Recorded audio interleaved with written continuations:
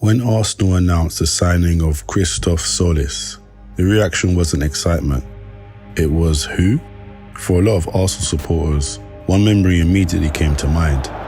Norwich City, a talented winger who arrived in England with plenty of promise, struggled to make an impact, and quietly disappeared from the Premier League. So when Arsenal decided to spend around 34 million to bring him back to England, the question almost asks itself, what have Arsenal seen that everyone else hasn't? Because clubs competing for Premier League titles don't gamble for the sake of it.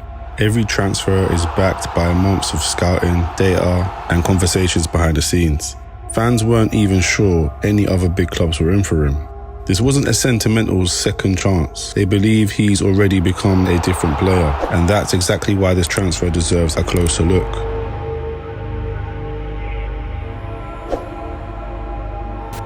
The easiest thing to do is to judge Christos Tzolis by his Norwich spell. It's also probably the least accurate way of assessing the player Arsenal have just signed. To understand why Arteta wanted him, you have to start before Norwich, and more importantly, after Norwich. Back in Greece, Tzolis was regarded as one of the country's brightest young talents. Breaking through PAOK, he quickly developed a reputation for attacking defenders without fear. Very direct. He wasn't the type of winger who wanted 10 touches before making something happen. If he saw space, he attacked it. If the shot was on, he wrapped it. If he was to isolate a fullback, he backed himself. That confidence caught Norwich's attention. Fresh from promotion, Norwich were trying to recruit young players with resale value while also building a team capable of surviving in the Premier League. On paper, it looked like the smart move. In reality, almost nothing around him worked. Norwich struggled from the opening weeks. Results never really improved. Daniel Farke, the manager who had pushed for an attacking style of football, was dismissed early in the season. When a club enters survival mode, development usually becomes a luxury. Young attacking players often become passengers in games where their team spends long periods defending. Instead of receiving the ball high up on the pitch, they find themselves tracking runners, chasing lost causes, and feeding off scraps. Confidence disappears, decision-making suffers, and suddenly a player who looked fearless begins with hesitation. He starts to overthink things. Looking back now, it's easy to label Tzolis as a flop. Football has always loved simple stories. Either you're good enough or you're crap. But careers don't develop in straight lines. Some players explode immediately. Others need setbacks before they find an environment that actually suits them. For Tzolis, Norwich became the biggest lesson of his career. He accepted that he needed to rebuild. His next few seasons didn't make huge headlines.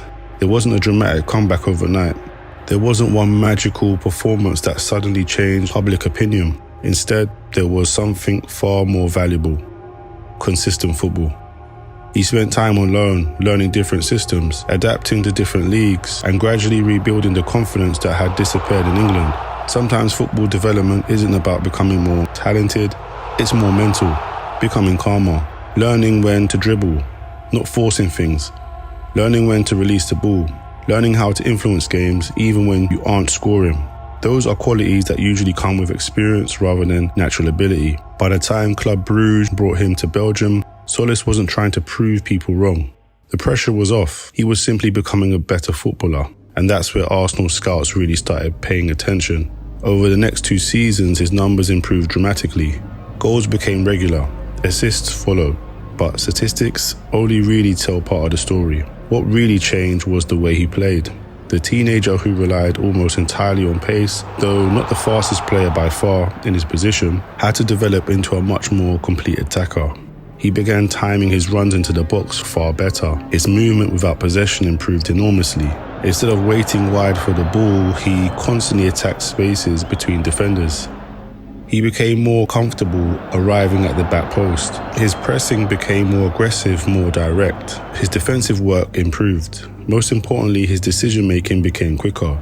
Those improvements don't always show up in highlight compilations, but recruitment departments notice them immediately.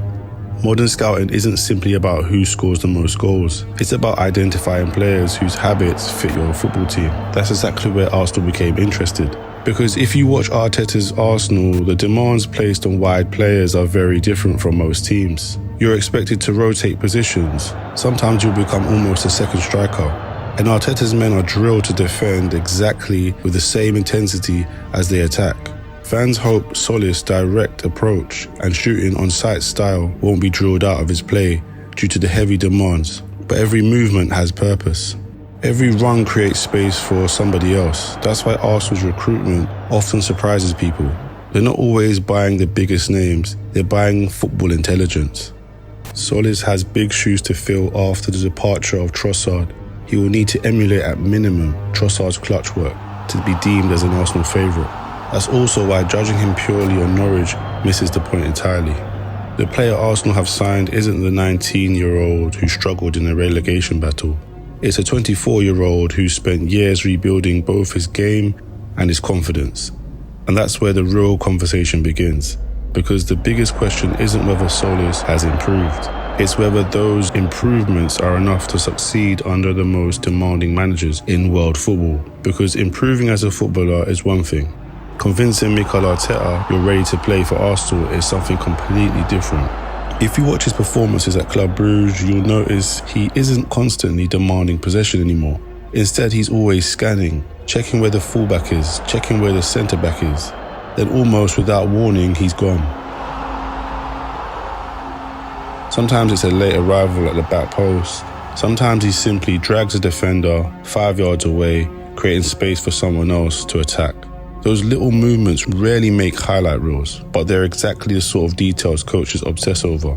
They're also one of the reasons Arsenal's recruitment team believed he could fit into Arteta's positional system, because Arsenal don't attack with chaos. Everything has purpose. When Bukayo Saka receives the ball, there are already 3 or 4 movements happening around him. The overlapping fullback, the midfielder arriving between the lines, the striker pinning both centre-halves. Every movement is connected. And watching Tzolis over the last 2 seasons, you can see a player who's become much more comfortable operating inside that kind of structure.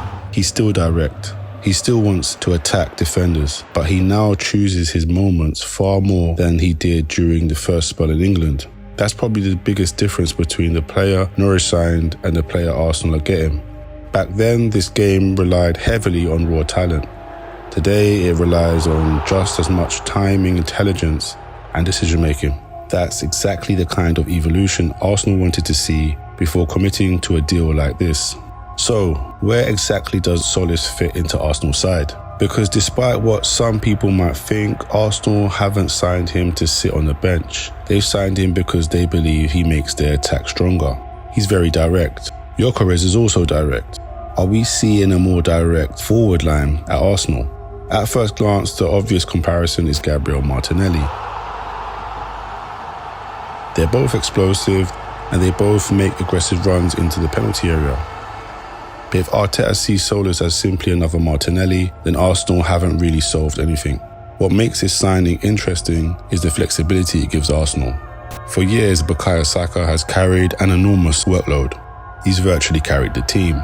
Arsenal have relied on him to create chances between defenders and produce many goals. And when Saka hasn't been available, the drop-off has often been noticeable. Not because Arsenal suddenly become a bad team, but because replacing one of the best right wingers in football isn't easy. Tzolis can help change that conversation. He's comfortable attacking from either flank. He's played on the left, he's played on the right. He's even operated more attacking positions when required. That gives Arteta something he's always valued. Arteta has options. Instead of changing the entire system, when one player is unavailable, Arsenal can rotate without completely changing the way they attack. It also creates healthy competition. The Premier League, I know, is the best league in the world.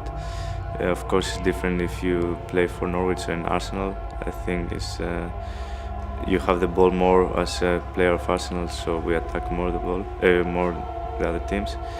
And it's very physical, the league, and the quality is very high, so yeah, I'm prepared for that also in Champions League. So I believe every game is like a Champions League game here in Premier League.